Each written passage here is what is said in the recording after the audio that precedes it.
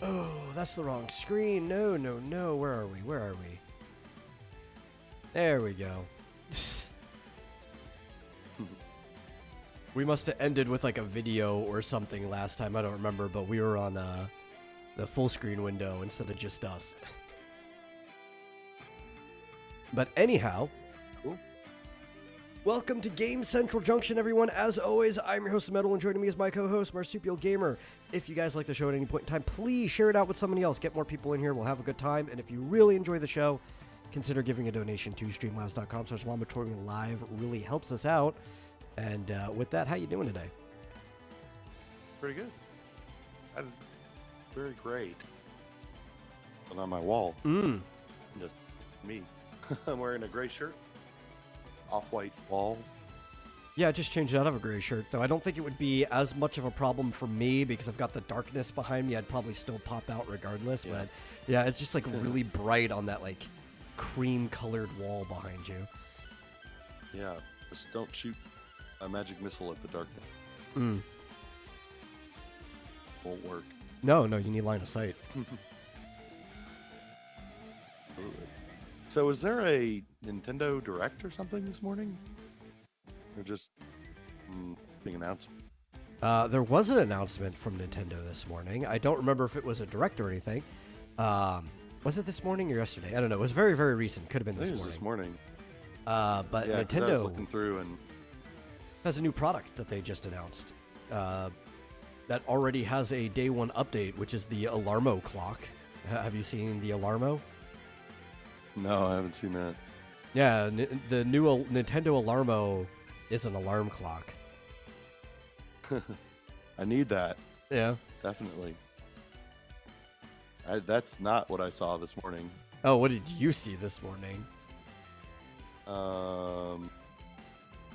What I saw was that they announced, trying to find it, what it's called. It's basically an early access Oh, yeah, I saw that too. thingy, where if you're on Nintendo Online, you could sign up to have early access to games, I guess. Well, they didn't disclose what it is. It was a play test for signups that you did need the Yeah. extension to be able to get on. And they said that they had planned to leave this mysterious playtest sign up open for 5 days, but had to close it because the registration was full after only 7 minutes of being open. Yeah, saw that. Morning, I was like, I saw it, I don't know, like an hour later. I was like, oh, what's this? And I clicked on it, like, it's closed. It's gone. And people were saying, some people said 5 minutes. I don't know. I don't know why they didn't think it would just go nuts and there'd be millions and millions of people trying to sign up. Yeah. Oh, it probably did only take like 5 minutes because the 7-minute gap was in between when registration opened and when they made a tweet about it. So Yeah. it definitely closed faster than that time.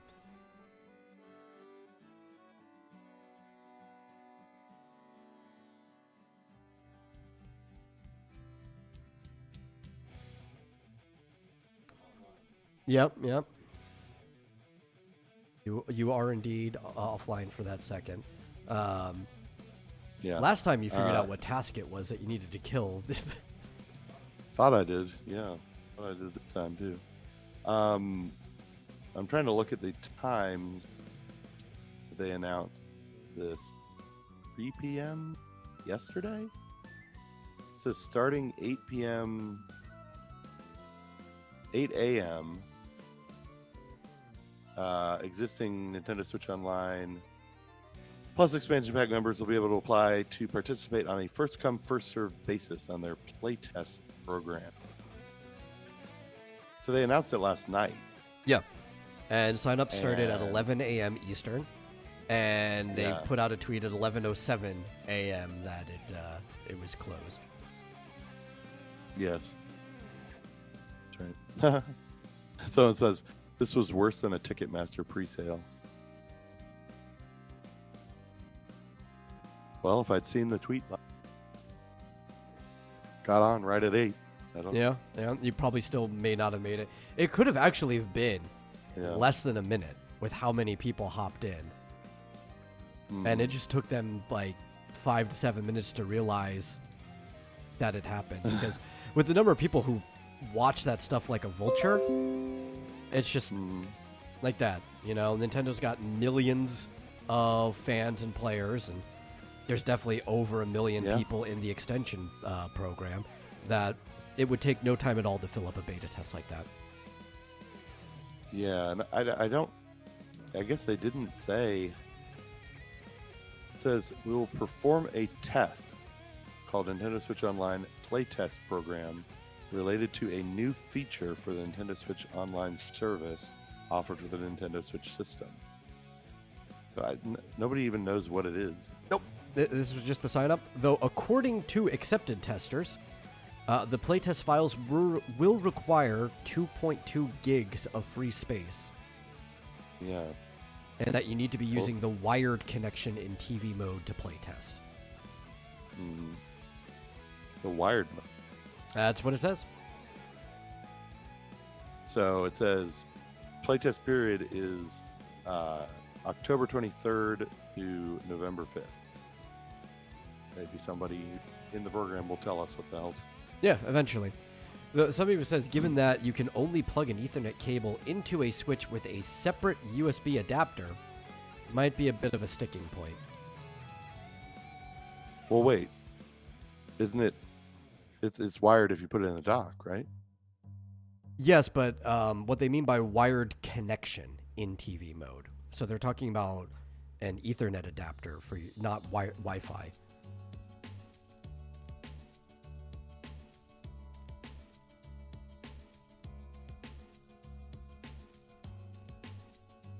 Yeah, you are, but it was the most awkward time for you to go offline because you were like staring so intently into the camera.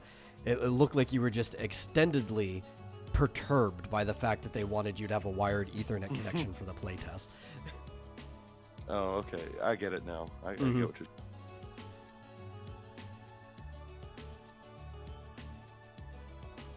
Hopefully, knowing how much people like having a wired connection, especially people who play things competitively, because I believe the OLED dock, they were already, I don't know if they put it in there, but they were thinking of putting an Ethernet port in it.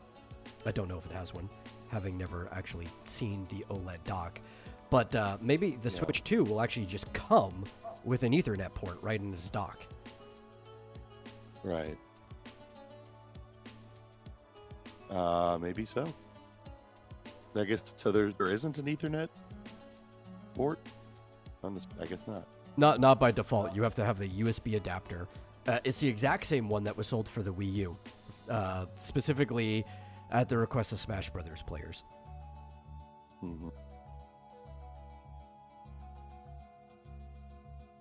But I'm saying that news is nowhere near as exciting as the Nintendo Alarmo. I'm telling you, like. Who cares about a playtest when you can have a cool, cartoonish-looking alarm clock that looks like it was ripped right out of the world of Mario? And it's got all these cool little features. They've got a moderate mode, movement record, which will automatically display in like records if you go to bed during bedtime. So it actually making sure that you're sleeping on time, and you could turn this on or off. They also have like distance from bed can now be set in inches or centimeters, max out for a king or queen size bed, so that it is only as loud as it needs to be to wake up the person based on how big the bed is. Like, it's a cool system. Okay. It also has a day one patch that added all those features I just mentioned. Yeah. Surprised about that. So it didn't actually ship with any of that. Yeah. Okay. Yeah, it's got different displays too. I saw like there's some that are like Mario looking fonts and stuff with Mario on there. There's some like Zelda that look like the Sheikah Slate from Breath of the Wild and Tears of the Kingdom. It's a cool little toy. Yeah. Yeah. Cool. I should definitely get that when we wake up in the morning. Although I've been waking up at, like right after 8, so that works. Yeah. That works. So the 5 backgrounds, which or themes would be the better way to call it, because it actually has sounds and stuff for it that it comes with, are Breath of the Wild, as mentioned, Mario Odyssey, Pikmin 4, Splatoon 3, and Ring Fit Adventure.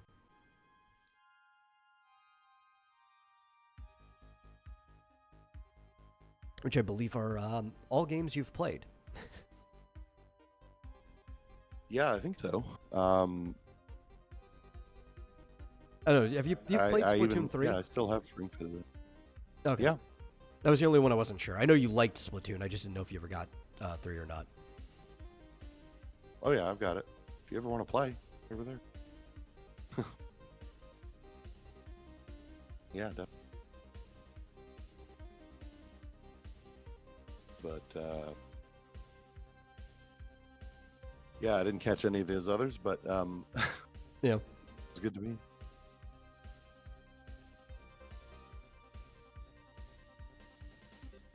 Yeah. So that's literally all the news I had on Nintendo were those 2 things. Yeah, well, I didn't know because there was so much talk. I guess it was just all about the whatchamacallit, the Playtest. Playtest thing. That I was like, wait, was there like sort of announcement that I missed? Apparently there was, but it was just.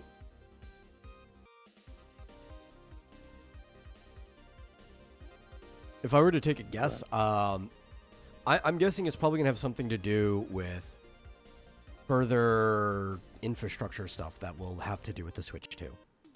I think they're testing Yes. the eShop and their network and everything now. Well, okay, so they're testing the Switch 2 eShop on the Switch 1. Well, I think they're actually just putting out new servers for gameplay. Because I think the biggest issue that Nintendo's had when it comes to online, that everybody's complained about for the entire, like the last 2 consoles, is that their personal server infrastructure sucks. Yeah. Definitely does. And Nintendo, that better be what you're testing. You better fix that shit. Now, I mean, it's better than it used to be, but still not great. Yeah. I think a big problem, and this was like in my opinion on when PlayStation started charging too.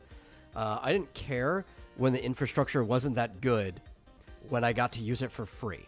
Back in like the PS3 games on Sony, for Nintendo's sake on the Wii U, we didn't have to pay for anything. And then just like with Sony, if I was going to have to start paying to use your network, you better make it much better than it is now. Nintendo did jump up a little bit, maybe proportionate to the lower end of what you're paying per year. Sony didn't when they were charging like a whole video games price per year for their servers, and it was just as bad as when it was free. Of course, the Nintendo price for using their server. Oh yeah, it's much lower. It's like I think the low end is it 15 or 20? I think it's like 20, but it's like pretty low for a year.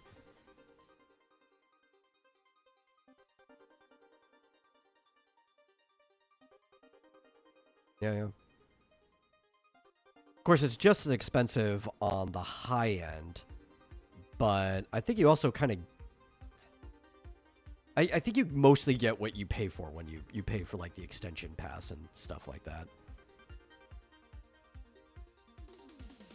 Yeah, I mean, that doesn't give you anything on the servers, but No. it gives you access to a lot of DLC for... Yeah, and you also get tons of retro games. You know, I wouldn't mind if both Xbox and PlayStation also had lower end deals where maybe I didn't get access to all the PlayStation Plus stuff. It just let me play online. Yeah. It kind of sucks that you can't really... There's a lot of stuff you can't really do online. Yeah, it's an all or nothing package. But I guess if you're going to use their servers, gotten to the point where they don't want to give them away for free. It's just very weird. I was more likely to pay for PlayStation Plus back when the internet was free than I am now. Just because I like the stuff that PlayStation Plus was giving. Yeah. Well, they give you a lot of stuff. It's just not necessarily like top of the line, best games and stuff. Yeah, but now I almost feel like I'm being Why? extorted by it, though. I think that's why it makes me hesitant to want to pay for all the extra stuff. It's like, you're extorting me with that one key feature of I just want to play online with my friends. Yeah. Yeah, pretty much. But Nintendo one is worth the price just for that. Oh, yeah, yeah.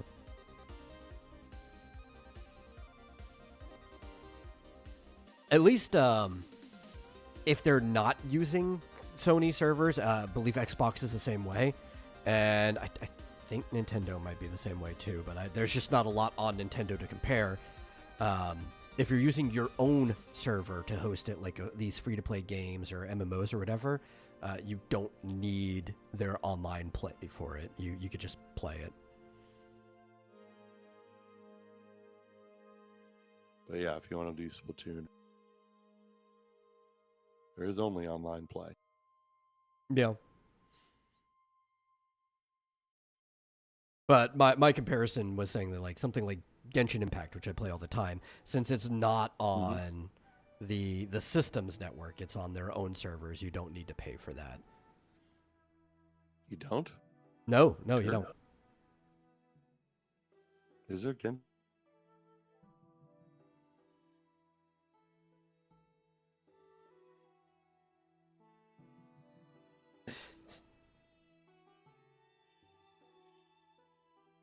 Yeah. Is there a Genshin Impact on Switch? No. So that's the one that I don't know if Nintendo's the same way, because there just aren't a lot of free-to-play games for comparison. I was saying on Sony, though, you don't need it.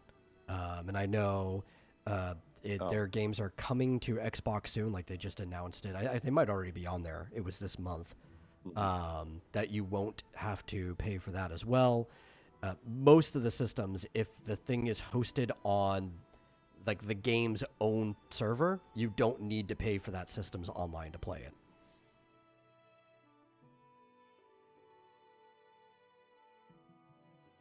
Well, that's neat.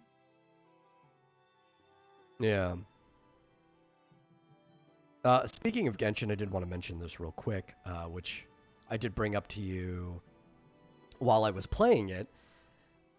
It does seem to be that the SAG-AFTRA strikes are affecting Genshin Impact, because there were several characters that were not voiced in the new update, and it was kind of odd to play it in English. So, are they sure that's why? I mean, or is it? That is the speculation? suspicion at the moment. It seems to be likely, at least with the voice actor for Kinich, who is one of the missing ones. The exact thing in the statement in the patch notes that Genshin put out was, due to recording arrangements, some content in version 5.1 does not have English voice actors. We sincerely apologize for the inconvenience caused. So one of the reasons is the suspicion that that's the cause was because just before this, the voice actress for Paimon was actually transferred to another studio so that she could be paid and record in time for the thing. Yeah. Well, so the I guess the union doesn't do anything to scabs. Yeah, I don't know what the whole situation is here. In the video game industry, it's actually really hard, I guess, for the union to punish people because unlike traditional entertainment, it's just a much more open and loose industry. Well, that's what I'm wondering. Like, why can't they just get other actors? They probably Just could. be like, okay. They've replaced people in the past for other reasons. I think it's because if it is just due to the union being awful, they don't want to lose these actors that the players have already grown to like. It wasn't the actors' doing something stupid like bad mouthing the game or something like that. They want to give them a chance, at least. But the strike right now seems to be specifically engaged in the whole AI protections for voices.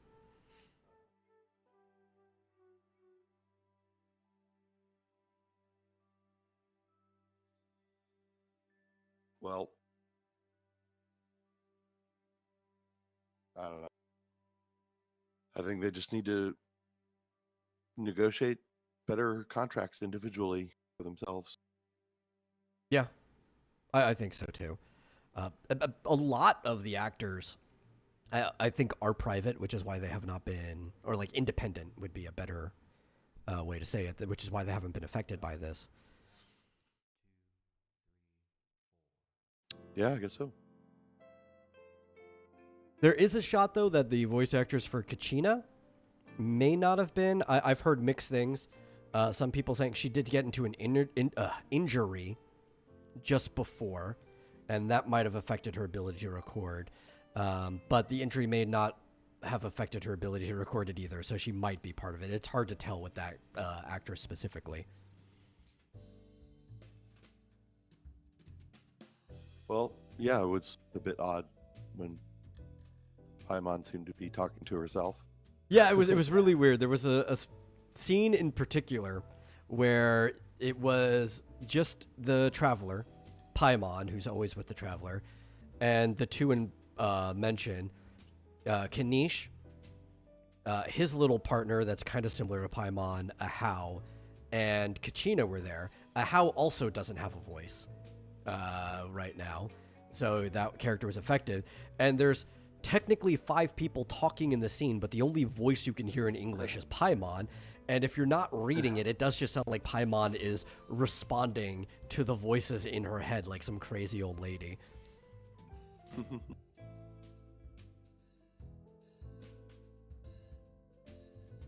Well, did you enjoy the update anyway? Yes, I did enjoy it.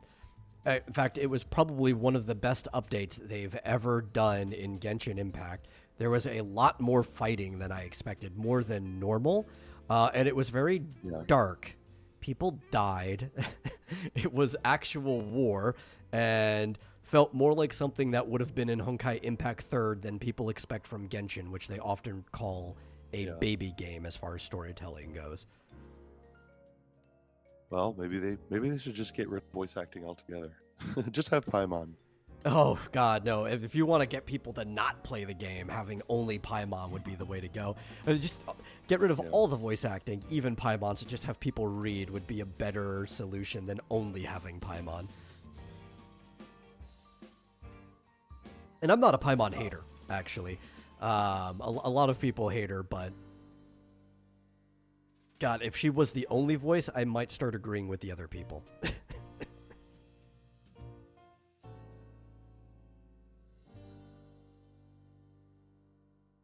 Let's see. While I wait for you to reconnect, I will say hi to Fizchozo, who's been here the whole time. Should have acknowledged him earlier.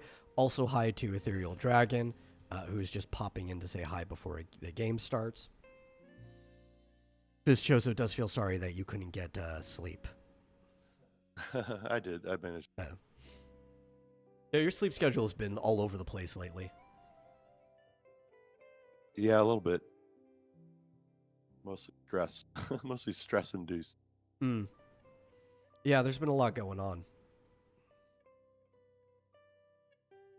Tell me, do I need a Google Play game service?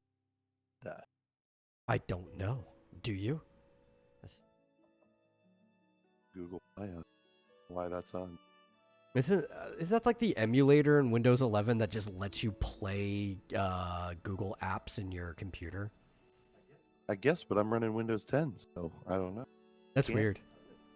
I've tried. Because I was like, I heard about that, and I was like, ooh. Yeah, I guess you don't need that then. How do I do this?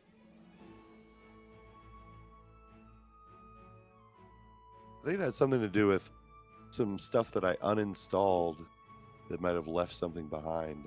I'm shutting down services as we go. Every time I Every time I disconnect, I shut down another service.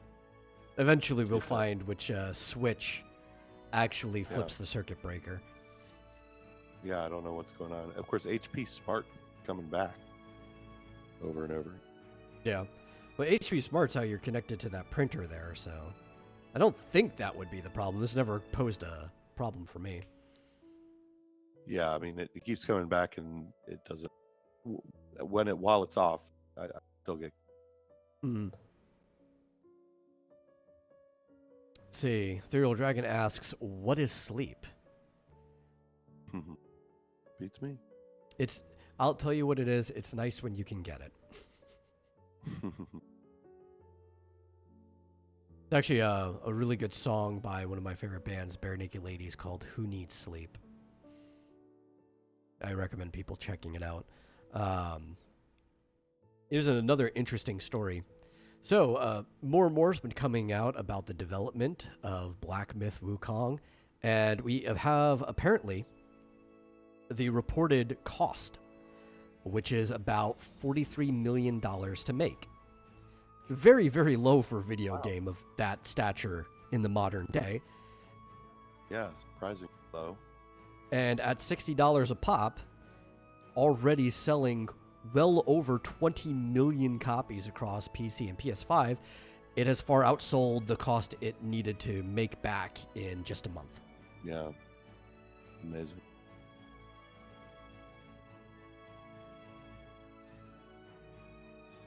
Yeah. I remember it had a small team too, similar to how Astrobot did very similar things. And it's just showing you that you can make this wonderful, beautiful looking game without all this bloat. In fact, bloat is probably just going to end up making your game worse at a higher cost. Yeah. Yeah, I don't know why more companies don't figure this stuff out. It's like, seems like there are proven formulas, but I guess not as important as the message. Yeah, I mean, the message part is definitely part of it, but I think it also is able to worm its way in because of the root problem of, as these companies grow, you get more and more people who need to justify why they're there, which is why things just tend to bureaucratically bloat over time.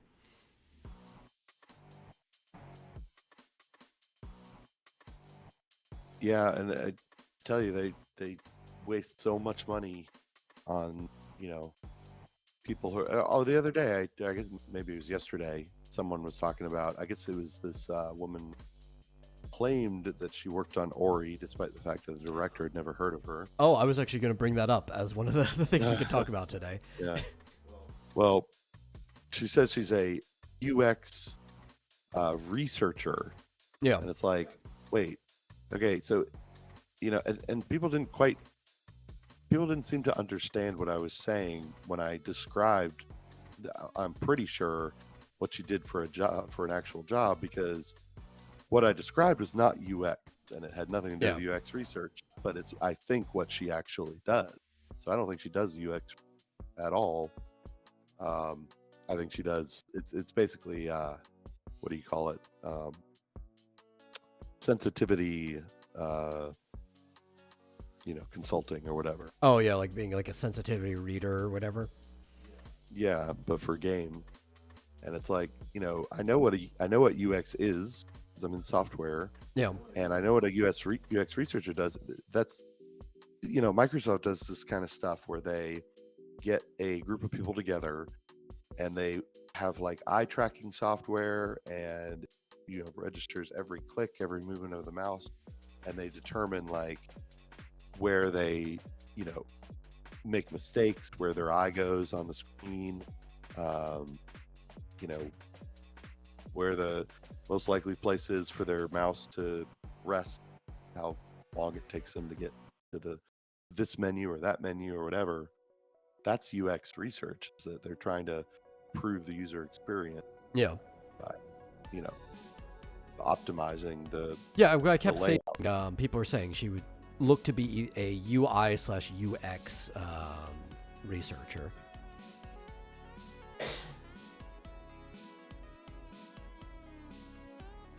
Yeah, wait. But even if she was like a UX UI researcher, like if that was the actual thing she did, even though you said she seems to be more like a sensitivity trainer consultant, that still she probably would not have been working directly on the game regardless. That would have been like a third-party outside consultant thing no matter what.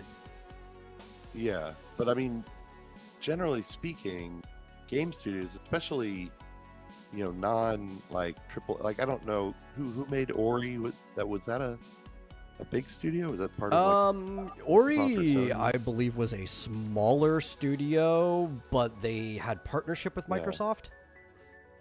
Yeah. Well, the studio itself would not employ a UX researcher. I mean, even no, Microsoft probably did that. I guess. Yeah. I mean, but I'm just saying, like an actual UX researcher, I don't know why a game company, unless they're a gigantic, I don't know. Oh, if it shows you the answer, they're owned by Microsoft now. Yeah. Yeah, maybe, but I'm like, I don't think she's a UX researcher at all. I don't think that. Yeah, probably not. So, I mean, it does sound like something say, Microsoft itself would do, but even though that part is true, I agree with you that I don't think she sounds like she is one. But yeah, and like, what I don't. I highly doubt she was going in there and telling them, "Hey, yeah, it'd be better if this button were over here because it's more at eye level and it'll be easier to click, or on a controller you should map that to B instead of X because of this, that, and the other, because it would be a better experience." Which I wish that Elden Ring had employed a UX researcher. I hate the freaking trigger for the attack. Who puts the attack on the trigger? Oh, you know what? That would not have helped you, because every single Souls game is like that and has been forever. So if they did hire a researcher, most of them would probably tell them to keep it the same way it has been. But at any rate, no, from her profile and everything, I got the feeling she was more of a. She was equating user experience with, what aspects of this game make my wine. Yeah, safe spacey. Cry. Yeah. How do we make this more inviting to people who don't play video games? And that's part of why I was tending to agree with you on that. Because the people like Sweet Baby and all those other organizations label themselves as UX, even though that's a completely different thing. Yeah. So I got a lot of responses to people. Yeah. It definitely is not. But people don't know that that's the case, right? Now, that could be your point, but they won't get it because if somebody says UX, they don't understand that the person is calling themselves something other than what they are. Yeah, I should have been more explicit. Yeah. I should have said she's not a UX researcher. She does this instead, calling it. But I think the crazier part is it's less about her, which is the thing that started, and to reframe it, basically this user who Dwelag, I can't read what her name is, but her username is X in Jinyu, started talking about all of these different things about how it's like to work in the game industry, worked on Ori, and these are things she worked with.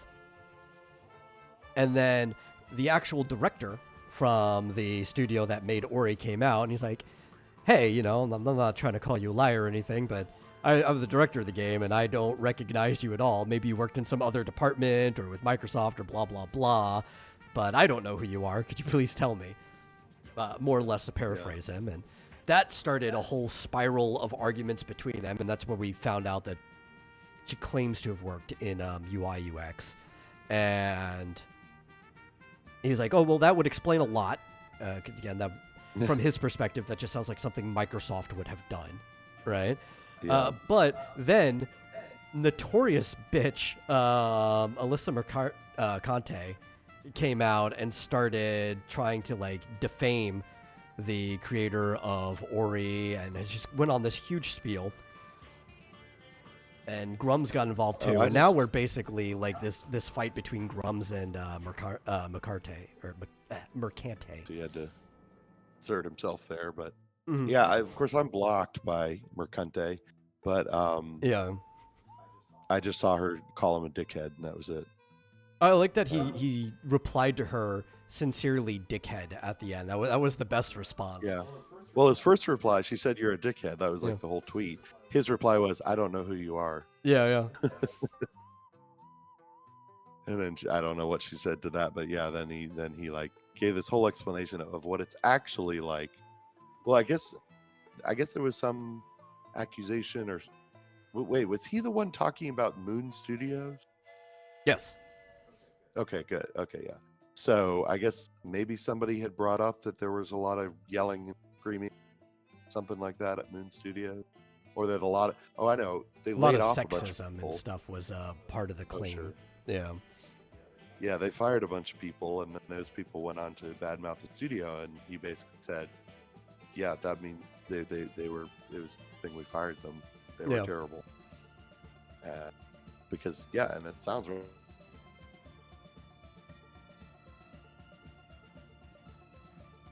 Okay. Really good. Like, wait, go back. That studio apparently, got rid of all of their, woke troublemakers, who of course went on to badmouth the studio because they're terrible people. Mm-hmm. And he was like, "Yeah, dodged a bullet there. Got rid of those people." But he also like explained, like, "Yeah, we have lots of arguments. We have lots of very passionate arguments. We're all, dealing with very difficult problems, and we all have different opinions on how to solve them. Yeah.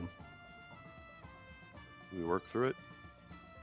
Sometimes loudly." But then he said, "But I was the director, and at least Ori, I guess, Both Ori or games. general, yeah." Yeah. And at the end of the day, if we can't come to an agreement, I have to put my foot down and go my way because I'm the director. Yeah, I mean, the director is the captain of the ship, is the one telling them which direction they need to go. And if you can't follow that, well, you need to get off the ship, or else you're going to cause problems, like crash into an iceberg or something. Yeah, it did sound like they probably had arguments. He would say, "Well, you're not convincing me, so we're going to go my way." Yeah. People who don't know how to work with other people had a problem with it. I mean, look at me. I argue with my boss, and I know that I'm right because he's an idiot.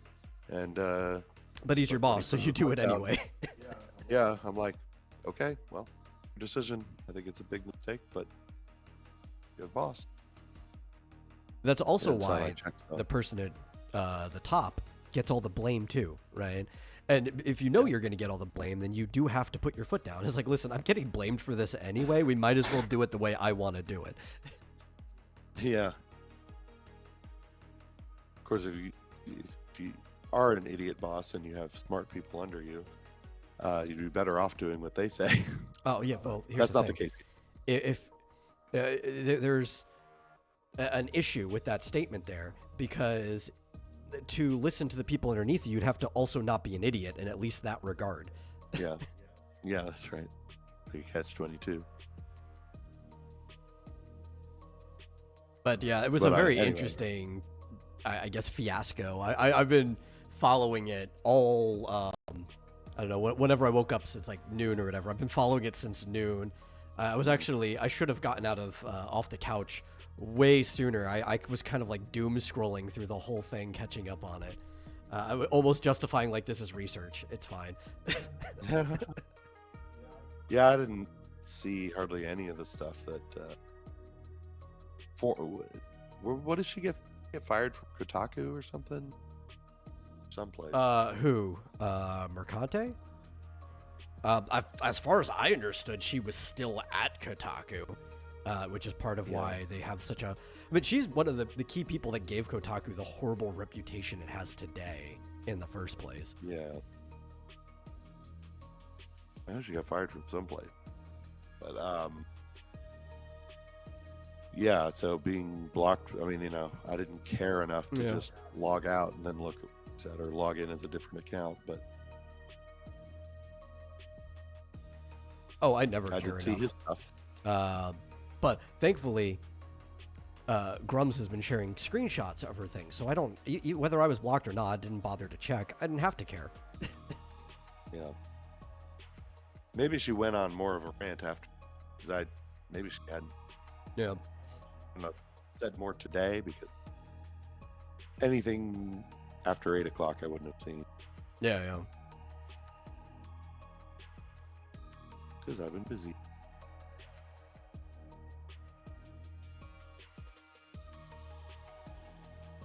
Seen this Hawthorne game? No. What's Hawthorne? It's apparently a cross between Skyrim and Stardew Valley. Well, the second part sounds good. Yeah.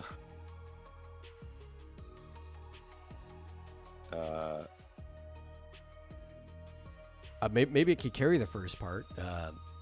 My problem with Skyrim is that it just doesn't give me what I want from an Elder Scrolls game. But if the thing that I was intending on playing was nothing like an Elder Scrolls game in the first place, and it was just like Stardew Valley with Skyrim mechanics, yeah, maybe I could see that being fun. Yeah, it looks like you can play as like little animals, like a rat, a ferret, otter maybe. And I guess wander around this world that kind of looks like Skyrim, but then kind of build a farm. Yeah. That sounds all right. There was another game that was shared with me today that had elements of things that I already like, but were kind of different. And it was actually Buck has been playing a game all day. And when he first told me the name of the game, I went and looked it up. And it did not look like what he was describing to me. And it turns out it was a game with a very similar name, and he accidentally gave me the wrong game. So the game isn't Amber Island, which is not what he described to me. The game is called Amber Isle, like ISLE. And it's basically Animal Crossing, but with dinosaurs. And you run a shop. That's like the main thing. Is like you own and operate a shop, but you do run around doing other things for villagers, like quests. Some of the quests even involved getting villagers to come to the island. So instead of it being kind of random, you get to pick who you want to move on. But the main thing is running the shop and interacting. And it looks like an Animal Crossing. Like they modeled and designed everyone to look very similar style to an Animal Crossing game. So I don't know. It could be fun. I'll get more information from him, but I wish listed. Apparently it's like $25 or something. What's it got? Something Isle? Amber Isle. Yeah, you can find it on Steam.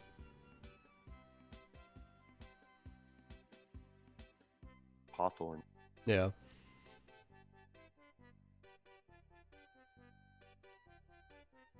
And I actually want to double back to something Fischoso said in the chat. I'm going to let him answer this just because it's piqued my curiosity.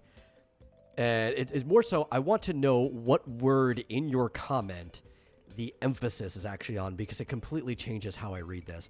He said, I just barely got past a level in Dawn of War 40k 2. And I want to know, was the emphasis on just, right? As in, when you sent that message, you had just gotten past a level? Or was the emphasis on A, where you only just started playing the game and you barely got past a level? I need to know. It completely changes how I appreciate or understand this statement.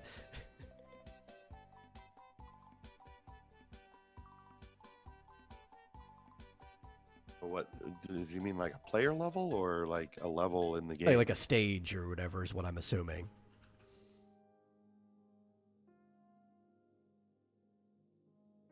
Okay, he had just got past the level. So just would have been the emphasis. Thank you for clarifying. Sometimes if I'll read a chat like that, if I don't get clarification, my mind is just going to be sitting on it in the background the whole time, and it'll be like itching away at it. It's like, what did he mean by that? Because that could be read multiple ways. Well, yes. Well, at least Amber Isle has been released. Yes, yeah, you can play it. Whereas Hawthorne doesn't even have a date. Oh well. Yeah. But apparently he's been having a lot of fun with it, because it was Buck who sent it to me. Oh, it was released today. Yeah, he's been playing it all day. Oh, it's got like a skill tree that's like. It reminds me of Final Fantasy 12. Yeah, like the license board. Yeah, I think that's what I'm looking at. Yeah, I looked at the Steam page earlier today after he got me the right name.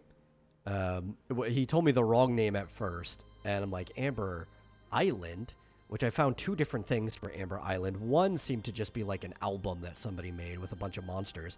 The other one actually was a game, but it was like an RPG where you fought monsters on an island, and there was actually almost some like Stardew Valley style farming and stuff with it, which confused me because like this does not look like a game Buck would enjoy at all. What do you mean you've been playing this all day?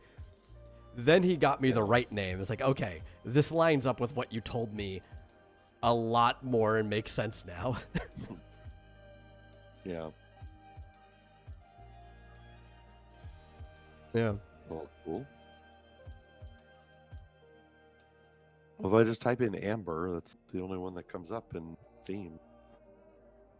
The first one. You will see the name that he gave me. I didn't even type it into Steam. I typed it into Google, which I did find a Steam page under RPGs for Amber Island, that's what confused me.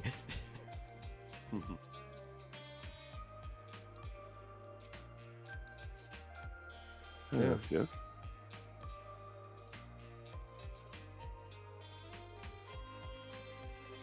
Oh, McDonald's is giving away free Krispy Kreme donuts. Oh my God. I want one. But when and what are the conditions? I don't know. You can bring up the article. Let me see. This was from an hour ago, 2 hours ago. October 10th to the 14th. You can get a free Krispy Kreme donut by showing a receipt. Is that it? I guess they're doing collaboration where Krispy Kreme's going to be sold at McDonald's.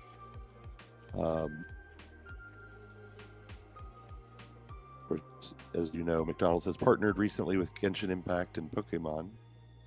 Yeah, they've been doing that a lot. They also did Hello Kitty, which we never. You were interested in it when I told you, but we never went back and got a Hello Kitty Yu-Gi-Oh crossover plushie that they were having for their Happy Meals. Oh, I see. So, that's interesting. It's not being given away by McDonald's. Oh, okay. Why did they say it was? You have to go to a Krispy Kreme and show them a McDonald's receipt from a purchase placed between October 10th and October 14th. Oh, okay. That makes a lot more sense. So, go to McDonald's and then later you can get a donut. It's a pretty dumb partnership, but I guess if you were planning on going to McDonald's anyway, it's an okay reward. Save your receipt. Yeah, save your receipt. Like, don't go out of your way to go to McDonald's to get a Krispy Kreme donut. At that point, you might as well just buy the Krispy Kreme donut. Just go to Krispy Kreme, yeah. But it looks like they are going to be stocking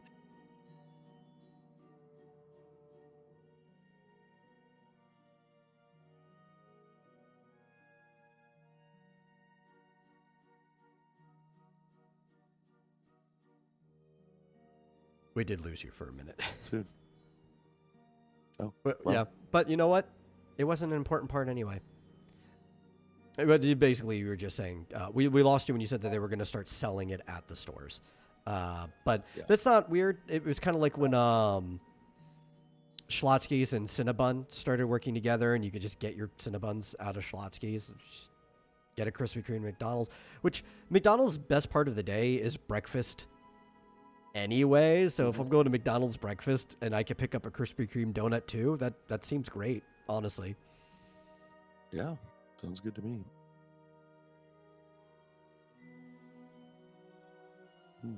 Yeah. So, there was a very interesting thing that was said in an interview recently, and it was with the former Nintendo artist Takaya Imamura, who is the guy who actually designed and invented Tingle as a character. Has basically said who he would like to see portray Tingle in the live-action movie, if anybody were to listen to him. And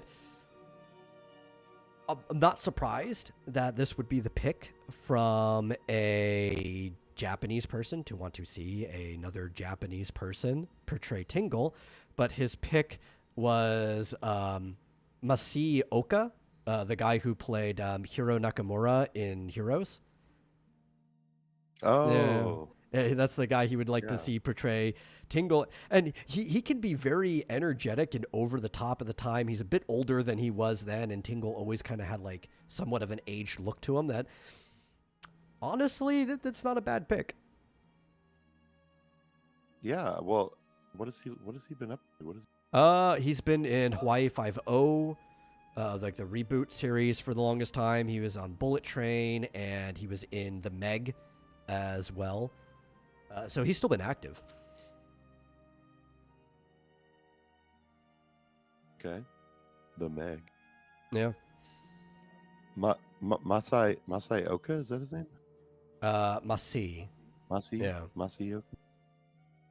He was also the founder of Mobius Digital, the developer behind Outer Wilds. I didn't even know he had anything to do with video games. What is Outer Wild? Oh, it's a dumb game.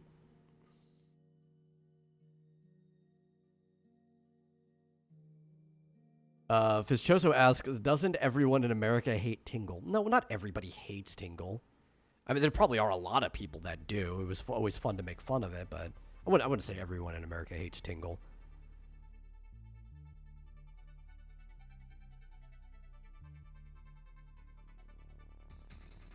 Did he?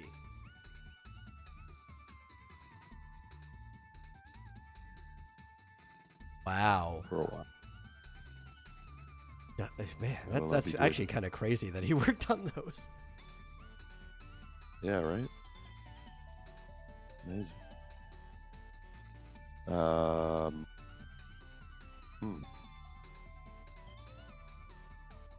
he's done a lot of stuff. Sounds good to me. He should definitely play Tingle. Is he short enough? I think so. Yeah, probably. I mean, proportionately, he might be a bit too tall. Because Tingle almost looks like a dwarf by comparison in most appearances.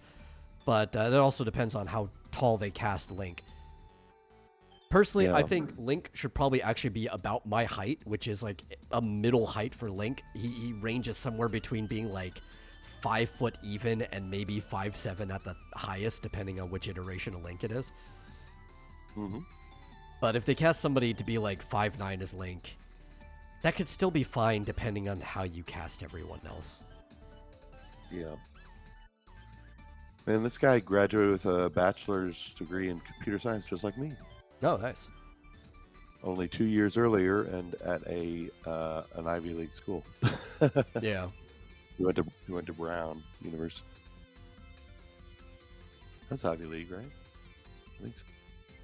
There have been some pretty funny people throwing in their hats into the ring for the Zelda movie. Though we haven't had any official casting yet, so we don't know who's actually going to be in it. Haley Joel Osment has thrown his hat in the ring to play Link. He's pretty old to play Link. Like, if he was younger and he was playing young Link, I could kind of see that, like, back when he was a kid, that he could not play any form of Link now. Isn't he fat too? Oh, I think he lost quite a bit of weight recently, but yes, he put on a lot of it. He still voices Sora from Kingdom Hearts. Yeah. I guess he could have, when he was a kid, he could have played like Young Link or something. Maybe. Yeah, I think he could have pulled that off as a kid, but he definitely just could not play any version of Link now. Although he could probably would have been better as some, I don't know, kid in town, like the goofy looking kids. Or like a Kokiri or something. Yeah. Kokiri, he could do that now. He could play like, he could play, what's that guy's name? Hestu. Oh, yeah. He could just do the voice of a character. Like, he's a good voice actor, honestly. No, it should just be him. Just him. Costume. Like no costume. Hey, just like they'll put a bonsai tree on his head, just like strap it on with duct tape or something. Yeah, give him some maracas. Yeah. I mean, I love Haley Joel Osment, but yeah, no, he can't. He's just, that's just not for you anymore, Haley. It's just not. Fizchoso says, I wouldn't mind a 13 to 14-year-old Link, but that probably wouldn't happen. That's kind of like the weirdest age for Link, though, like that you could pick, because I don't think there's a single Link that are those years specifically. It pretty much always skips over the early teen years, right? Because you either have Link who's a kid, which you range maybe 9 or 10, depending on the game, right? Or then you get Link who is an adult, which you would probably put at like late teen years, probably between 17 to 19, depending on the game. So like 13 to 14 is actually the oddest age you could pick for a Link to be.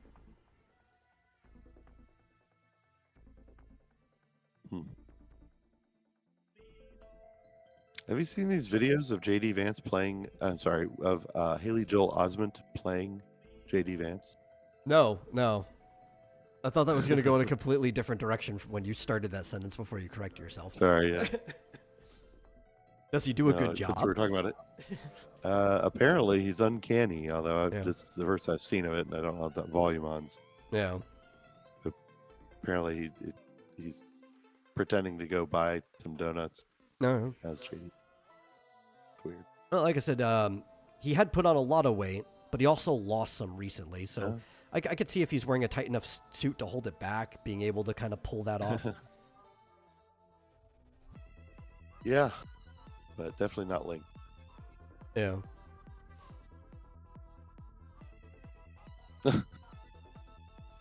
I remember seeing him play a Canadian Nazi in Yoga Hosers, which... Yoga Hosers is like one of those movies that I would not recommend somebody else watch, but I would lie if I said I didn't enjoy it. Yeah. Oh yeah, you're right. Let's say is still writing. No. So have you seen? This was announced maybe a couple weeks ago, but I think it was announced when we weren't actively on air, like we were trying to fix out the problems, and we just never got a chance to talk about it. Oh, okay. But have you seen the latest Yakuza game? No. Okay. It's called Like a Dragon Pirate Yakuza. Okay. I think I've heard of that. I watched the trailer back. I think it was actually Ethereal Dragon who dropped it in our Discord for us. And it looked really fun. It looked really stupid and silly and all over the place, but that's exactly what I want from a Yakuza game. I want it to be stupid and silly and all over the place. And basically the main character, without any explanation for how he got there, washed up on like, I don't think it's Hawaii proper. I think it's just some surrounding island in the general Hawaii area. Maybe you end up on Hawaii at some point in time. But it's being referred to as Yakuza Hawaii. He winds up just shipwrecked on a shore with amnesia. He has no idea what's going on, but he sees all these tattoos on him and a ship, and he just assumes he's a pirate, and he gets involved with all this other stuff. He becomes a pirate captain. He goes at war with other pirates in the trailer. It looks really, really fun. And it also looks like you have no idea what direction it's going to go in at any moment. And that's what I want from a game like that. I want it to just keep taking me on left turns over and over again. Yeah, that sounds cool. Is that out yet? I don't think so. Because the trailer's brand new, so I don't think it's out. Mm-hmm. February 28th, 2025 is when it'll be launched. Pirate Yakuza in Hawaii is the name. Pre-orders are live now, though, but I like the Yakuza games a lot. You never know what you're going to get with them. They could be something completely different every time. They're constantly jumping genres. It's pretty much... this is going to sound weird given the other game that they work on, but it's pretty much the team's game where they get to do whatever the fuck they want and have fun. Now, the team also works on the Monkey Ball series, so you're like, isn't the Monkey Ball series already a game where they get to do whatever they want and have fun? It's like, no, surprisingly or not, Monkey Ball is more constrained than Yakuza is. Yeah. Well, apparently the director says that Like a Dragon was almost a fishing game. Yeah. He says, I wanted to make a game called Like a Dragon Tuna.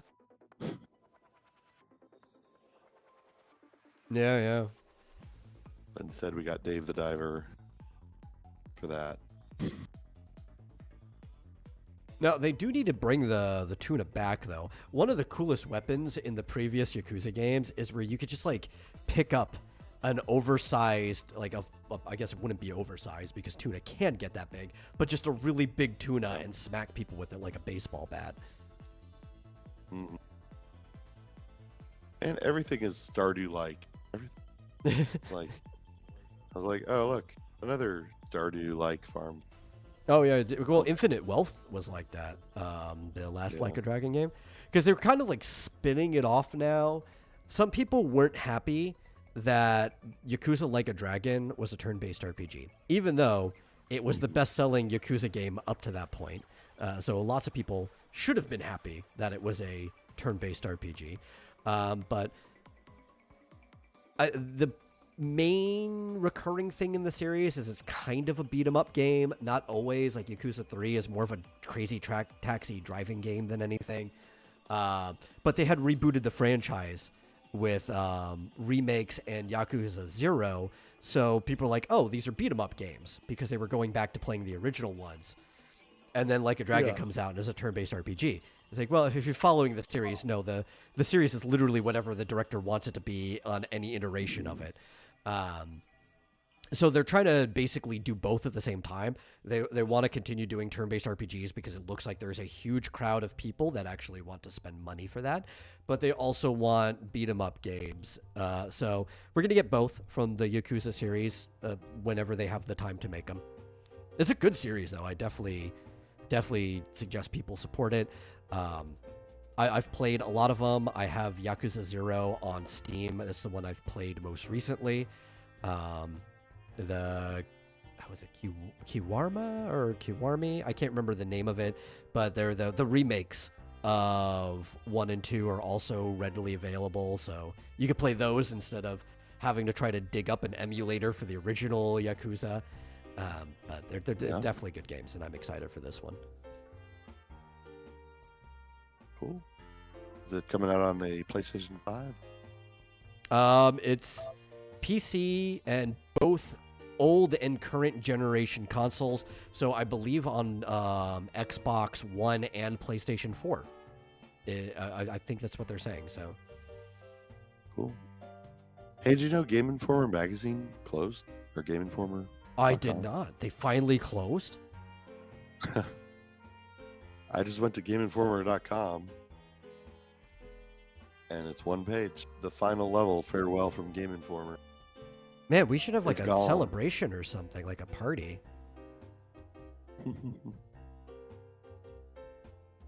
Yeah, learn to dig coal. Because I know you're not smart enough to code. Yeah. Former Game Informer employees. Oh, well, it's easy, right? Since GameStop owned Game Informer, they could just move them from the magazine into whatever local GameStop is by them. Yeah. They're People qualified quitting to GameStop run games on the shelf. Yeah. Maybe. Awesome. Probably not the register. I don't know. They could figure that one. Oh yeah, no. You can't have them behind like the point of sale. They definitely can only be organizing the shelves and maybe talking to customers, but that might be quite a stretch for them.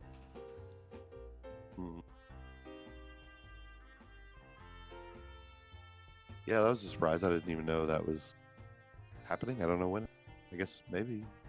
It's something in my gut that I think I knew was happening. I just didn't know when it was going to happen. But maybe it's something that should have happened a long time ago. I think that's the case. Yeah. Trying to Google it if my internet comes back up. Yeah. One of these days. I just remember going into GameStop back when I didn't hate that company and getting the membership, because I used to pay for the GameStop yearly membership. And then the first time being surprised, like, oh, it comes with a subscription to Game Informer. Okay, I guess for the first time in my life, I'll have Game Informer. And I wasn't initially against it. I'm a magazine guy. I love magazines. You give me them, I'll collect them. And I think I collected them for like the decade that I did that. But I also tossed them all because they were awful magazines where the only good part about them was announcements for new games. I didn't care about the reviews or opinion pieces or anything. Well, this is weird. I guess I guess this has been this way for 2 months. Have I really not gone? I guess I haven't even gone to their website in that amount of. Yeah, apparently they've been defunct since August 2nd. Huh. We missed it. Well, I just found out about it today. It's okay. We can celebrate now. Yeah. Hip hip hooray. One of these days, Kotaku will. So. I would have, liked Game Informer to not be shit. I just can't remember a time when it wasn't. Yeah, I don't know. But I love magazines so much. I kind of miss them as a medium. At least here in the States, they're not as popular. If you go other countries, magazines are still a very popular medium. Some magazines are still popular if you can get them into stores or in Barnes & Noble. But they're going to be the big ones that everyone knows about, like Home and Garden, Time, People, stuff like that. Yeah. Well, I think PC you just Gamer recently got one. Didn't you? Oh, I did get a cool magazine. Yeah, I forgot. I don't know what the series of the magazine is. It's like a one-off, but I think it's a one-off that's actually, like, they do a lot of these different ones. But it's called the Unofficial Fan Guide, might be the name of the whole series. And this one is for The Legend of Zelda. I guess I can make myself bigger to show the cover, but no, I think it's big enough in the screen. And it was actually pretty cool. We thought we were getting it almost as like a joke because it's Zelda, right? Like, how can you not pick up the Zelda thing? The artwork is obviously all, for the most part, official artwork that they just reworked with. But I don't think I've seen any errors in here as I was reading through it, because I happen to just know a lot about Zelda. It even goes over how a lot of the influences on it, where Lord of the Rings, Peter Pan, even shows where Zelda got her namesake from, which we talked about very recently, was Zelda Fitzgerald. Yeah, it's a good magazine. It goes through like the whole history, even talking about how, Zelda gets her own game now. And how much did that cost? Should be on the cover somewhere. That's what I'm looking. $12.99 US, which actually, that's been about standard magazine cover price for a long time now. I remember though spending that much to get a year-long subscription of Nintendo Power. Yeah. People wonder why they went out of business. Yeah. But magazines usually cost somewhere between $10 to $15 here in the States, and it's kind of asking for a lot when you, for the same price, if you were in Japan, you could get all of Shonen Jump, which is like that thick per week. So, Yeah. But I think part of it is like magazine paper is very thin paper. Usually a magazine is about 200 pages. That's like the usual length of a magazine. Yeah. That seems a bit long. 200? Yeah. Usually there's two lengths. How long is that one? Actually, let me look. Two lengths. Usually there's the half mag length, which is 100, and there's the full mag, which is 200. This one is half mag. It's 99 interior pages. Or not 99, 98 interior pages, and then you have it's 102 overall. Yeah, that's a surprise. Yeah. Thicker. No, it's it'd have to be 100 overall. 104. Sorry, I'm 100. doing it wrong. It's 96 interior pages with 100 total. Yeah. Yes. Yeah, and I did think that was a little bit on the thin side, because I think usually Nintendo Power would be about twice that thick. Well, maybe that thick. I don't know. Yeah. No, the average is Surprised 200. long. No, that's what you get for a magazine. And 200, again, it's not actually that thick. Like, you could compress 200 pages pretty thin. Yeah, I got to get a drink, so I'm going to Okay. pick up one of my magazines on the way. But yeah, no. I miss collecting magazines, though. I loved it. Magazines were one of my favorite things growing up. I collected all kinds. Obviously, we had Nintendo Power. I used to collect National Geographic as well. I kind of liked PC Gamer when it came to game magazines. I think they are still running. I don't know if their quality is still the same. PC Gamer was pretty good in the odds, but just with the general case of journalism, I would assume they're probably just not good right now. How long is the Nintendo Power? Are they a full mag or half mag?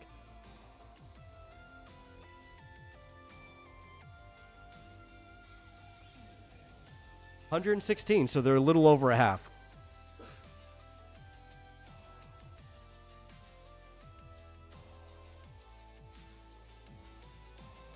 I really just want to get a drink, but I figured. Yeah.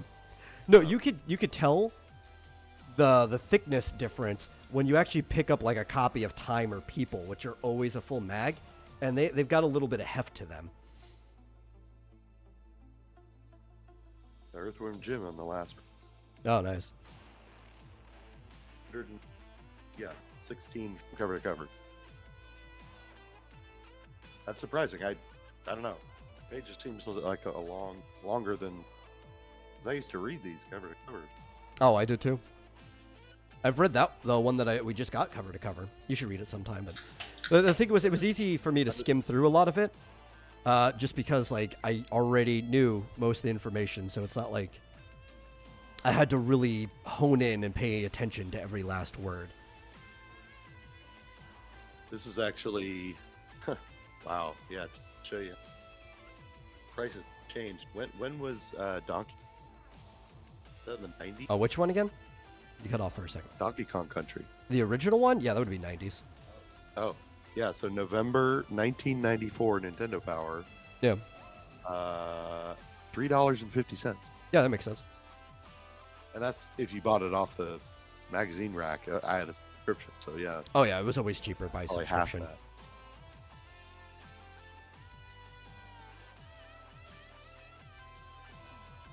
Amazing. Another $12. Yeah. But I used to get guidebooks usually after I finished a game because I didn't want anything ruining my initial like adventure going through a game blind. But I used to collect magazines or guidebooks, just because guidebooks are a type of magazine, and I like the art of magazine, like editorial alignment, actually, like how the columns are arranged with the pictures next to it. There's an art form to laying out a magazine. Yeah. Wow, they're only just now porting Red Dead Redemption 1, I guess, to the PC. Is that right? I guess that's right. I don't know. I mean, It just revealed it's gonna be $50. that kind of makes sense though. Like at the time that the first one came out, they really weren't porting all these games to PC. I guess. But it came out in 2010. Yeah. It's just like how a lot of the other games Rockstar made, like a lot of the Grand Theft Autos from that time, weren't available on PC either. Most of them that are available now are retroactively added on through collections, like the Grand Theft Auto Trilogy collection, which is mostly just the mobile ports. So even though you're playing on PC, it's not that great. Yeah, I don't know. I wonder if it's not like a remake. I mean, I guess it's a remaster. Yeah. Because it, coming PlayStation 3 era. Sorry, I was laughing because due to our setup, I could see the smoke trailing behind me on my camera after you were done.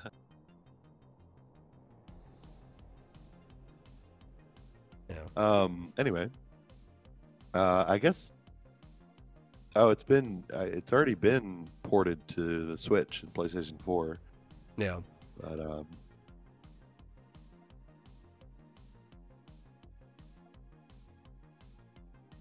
get people to pay $50.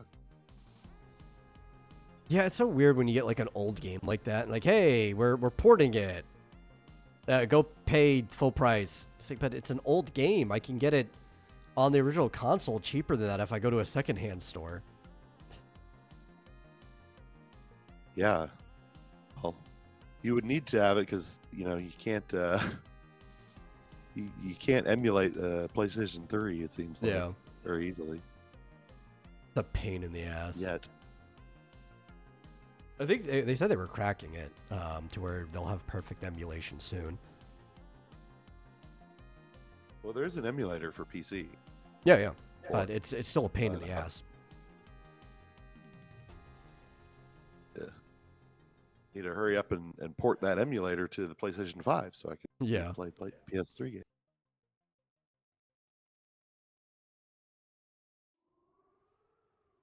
I remember there was something else I wanted to talk about, but I cannot remember what it was. That's gonna bother me too.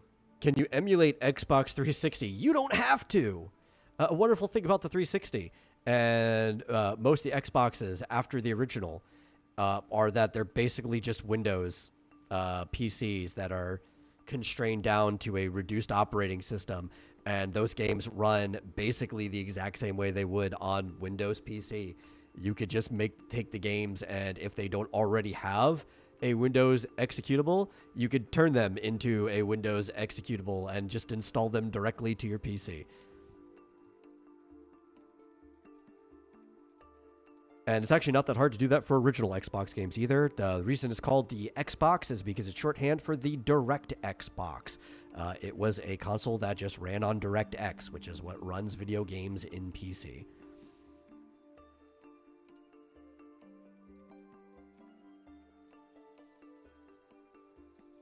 Yeah, well, there is an emulator, this RPCS3. Yeah, it seems like the dumbest way to do it when you could just turn the game into an executable. No, I'm talking about for PS3. Oh, yeah. I wouldn't have recognized that. I don't know the name of it. Oh, sorry. Yeah. So I thought we were already moved on to Xbox, but yeah, no, I know there is an emulator. I don't know. I've heard even with the emulators they have now, it's still just so much work trying to emulate the PS3. And now that I think about it too, the fact that there's certain PS3 games that are just available already on PC, And I wouldn't be surprised if they were actually just the Xbox version, right? Like how there's a PC version of Final Fantasy 13, 1, 2, and 3. It's actually probably just the Xbox version that has just been converted into a PC game. Now, to play, it says you can play Xbox One games on a PC using the Xbox app. Yes. How do you play Xbox 5? 360? Oh, 360? It would still mostly be through pirating, but like the pirates who do it can easily just turn it into an executable because it runs on DirectX, right? There's no legal way of playing Xbox 360 games on a PC unless it was also released on PC. Yeah, well, I guess the Xbox app can play some 360. Yeah. And there were some older games, like, oddly enough, I don't know if it still works because of compatibility issues, but Halo 2 was released for the Windows Vista. Sad for Halo 2. What was? Halo 2. Oh, Halo 2. Yeah. Sad for Halo 2 that it was released for Windows Vista. But I mean, it plays on later versions of Windows, doesn't it? I think so, but I've heard there's some compatibility issues with it. Maybe people have fixed it. You can't buy, I think, the Vista version legally anymore anyway, unless you happen to get it on disk and you have a computer with a disk drive. So most people who play it via PC are pirating it, and they've probably fixed the compatibility issues. But yeah, there are some 360 games that were just released during the Vista era.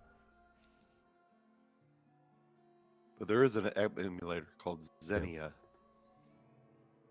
playing Xbox 360 game. See. Let's see, if it shows us, so if you have GTA on Xbox, you can emulate on PC easily. I don't know about how easily, like, you could emulate the game on the PC. I don't know if it matters if you own it, though. Like, it would be a pain in the ass if you were trying to get your save file to work on PC. Which GTA? Like GTA 1? I don't know. He just says GTA on Xbox.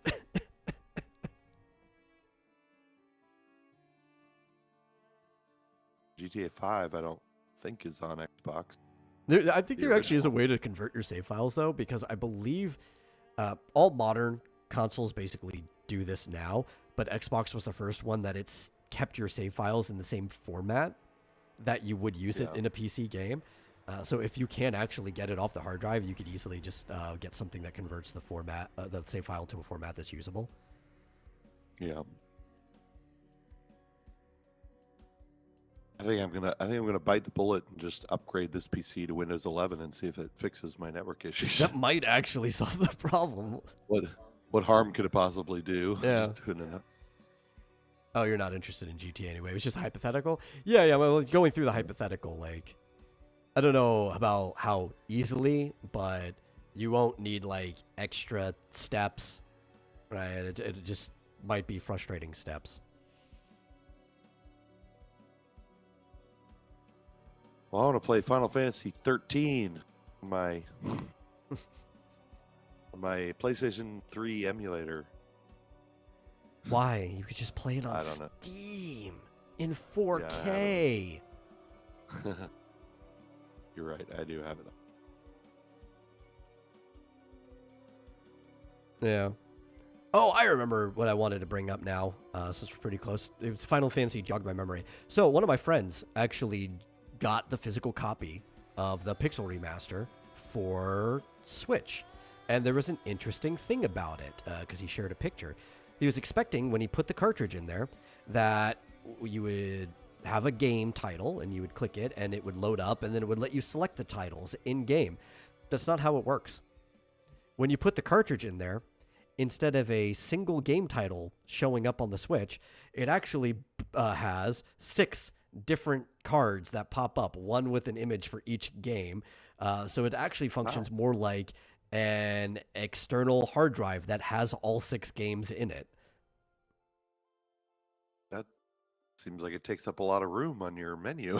It does, but it also makes your menu look cool as fuck because you have all the Final Fantasy games right there, 1 through 6. That's yeah, Oh, yeah. really cool. I guess it'll just read it, and I mean, I guess if you've got some certain game like the game files separated out, I guess it'll just solve it. No. Yeah, I thought that was really neat. I wish I could bring the picture up, but I don't want to go digging through my DMs to go grab it. But it looked cool on the screen. I wonder if whenever they come out with the Dragon Quest 1 and 2 HD 2D remake, if that'll do the same thing. Maybe, yeah. Because I was expecting it to be something like playing the Collection of Mana or Collection of Saga game, where you boot it up and there's like a menu in there for you to pick the games. But that's not what happened. Yeah, or like the Final Fantasy Collection, Mega Man, or Contra. Yeah. All those Konami collection they've done. I want to say that it looks cool, but it probably is a result of laziness. I think because on PC, or you can go and get the individual ones on digital shops, they are listed as individual games. I don't think Square wanted to go and make an executable for launching the games that would run. So like, whatever, we're just going to have the 6 different games in the cartridge, because that totally sounds like a Square thing to do. Yeah. Well, I guess it could be extreme lazy, because like I imagine it wouldn't take much to do that, but why bother? Oh, yeah. Because, somebody's going to have to make like a HUD display for it and everything. You're like, this is going to be an extra week of work. Let's just like not bother, because that's Square's MO.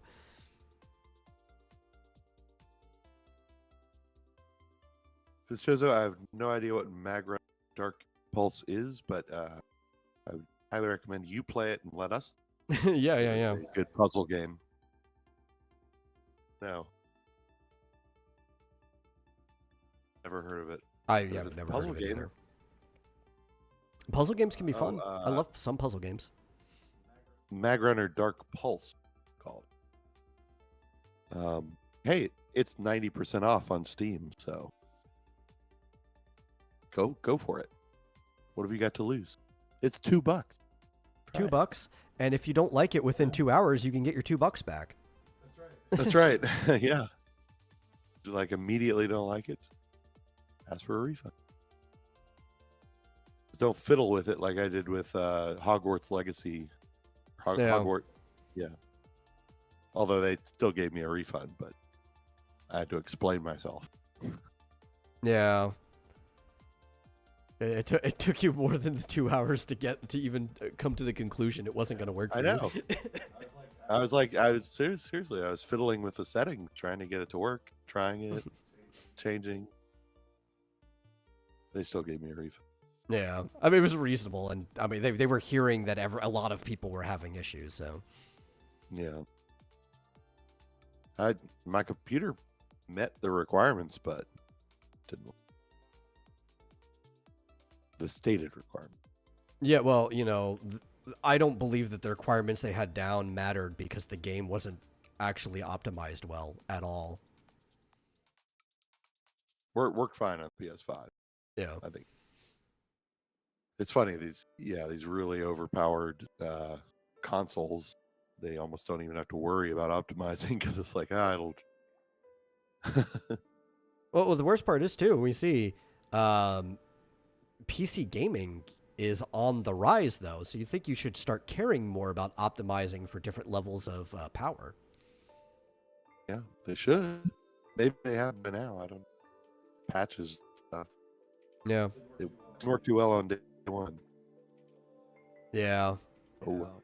If you're a company, the 2 things you really need to focus on, and actually, I'm going to leave Nintendo third, just because it's an extra step. Though that's the better console to focus on than the other 2, is Nintendo.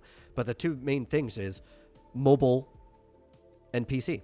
If you have those covered, you have like more than a third, maybe over half of the available audience is mostly on the mobile side, but over half of the available audience can buy your game and enjoy it if it's on mobile and PC. And then after you get that working, if it works for mobile, it'll probably work on a Nintendo system as well. So then you've got, I don't know, probably like 90%, because the rest of the industry is trailing behind those three. Yeah, I can't wait to see. Once Nintendo has another. I mean, they did great back when the Switch was first released, because it wasn't too far behind in terms of power of the other system. But when they got the new one, and they already got a humongous install base, which is, I can imagine, it'll be like you almost can't succeed unless you have a Switch port. Yeah. For the most part, most mobile ports will still work on the Switch, though there's a lot of mobile games that are outdoing the Switch now, because phones are outdoing it by a good margin. Yeah. But that is the bulk of the player base is on mobile. So if you get something working on mobile, just make sure you also have a PC client. This number of people who own a Switch outnumber the active PC player base, if we're talking about like people who actually play on PC daily. So if you have mobile, if you have a PC client, you're good with like half of the players that you can possibly get. If you also get the mobile version working on Switch, then boom, you've probably got most gamers in general. And then if it works for that, it's not going to be that hard to port it to PlayStation, Xbox as well.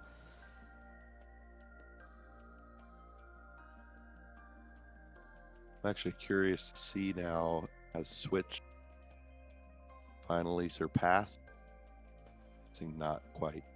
Yeah. The what do you call it? Let's see, platform totals. No, well, it hasn't actually even surpassed the DS yet, let alone the PS2. Yeah. But it's at 142 million, and it is a current system as opposed to the PS2 and DS, Nintendo DS. Pretty good. Listen, I will only be happy with Nintendo when they finally port this game. That's it. Kid Icarus Uprising. That's. Oh yeah. That's when I'll be happy with Nintendo. That's on my list of games to replace that I used to have and got stolen. I have the box. I want to see that stack. What, the stack? That's not impressive at all. There's only 5 games here. I have way more in the box. These were just sitting on top, so I pulled them out.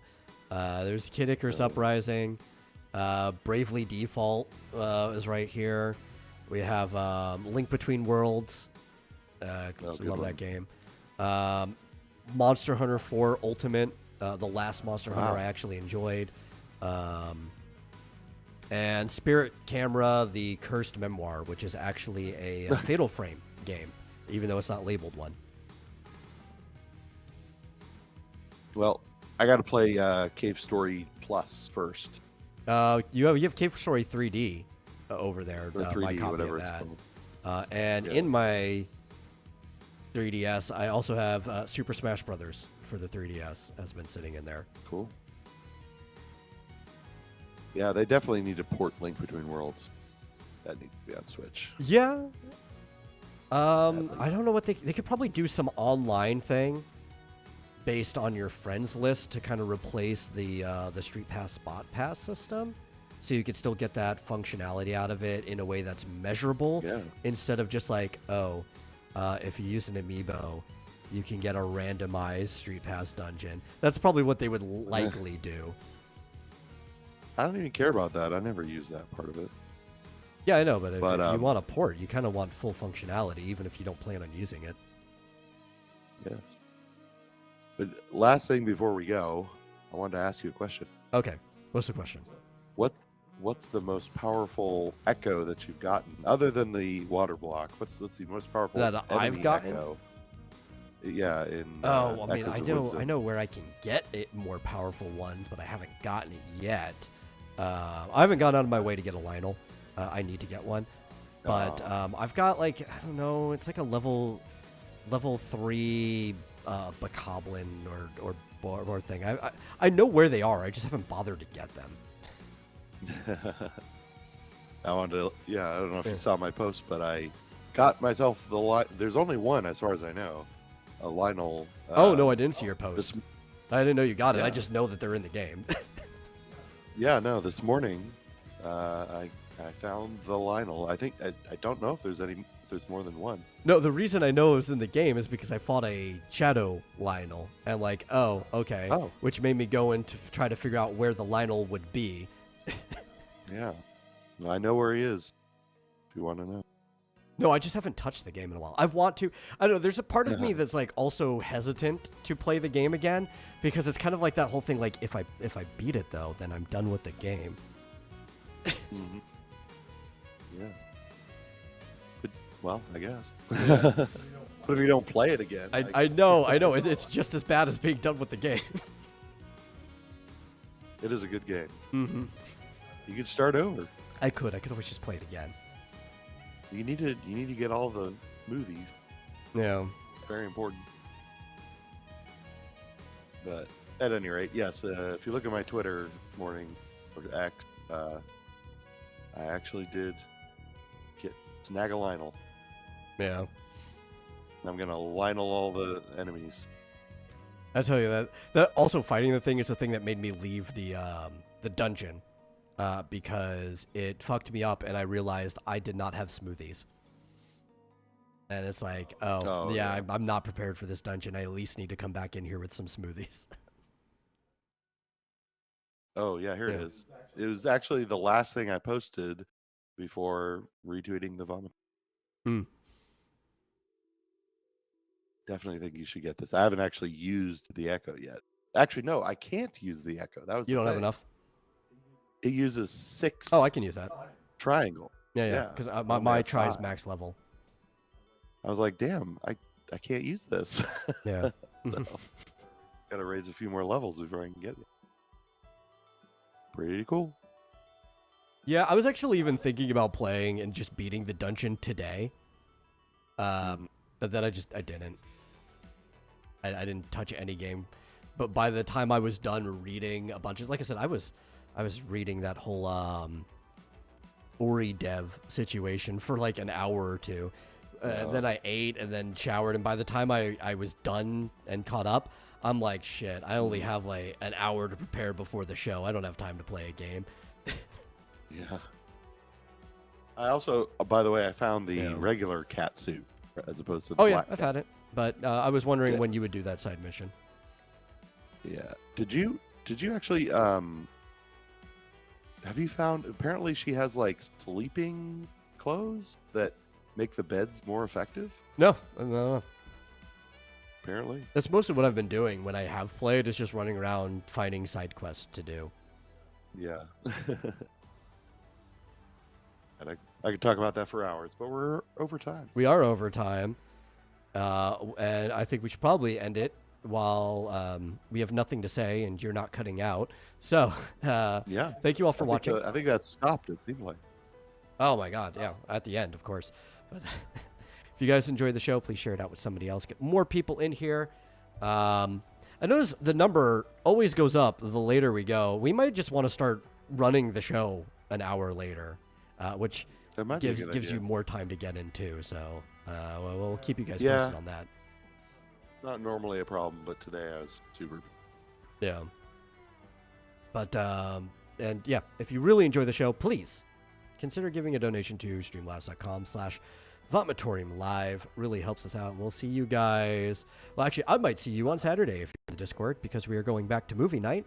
But if you're not a regular movie night denizen, then we'll see you on Monday. See ya.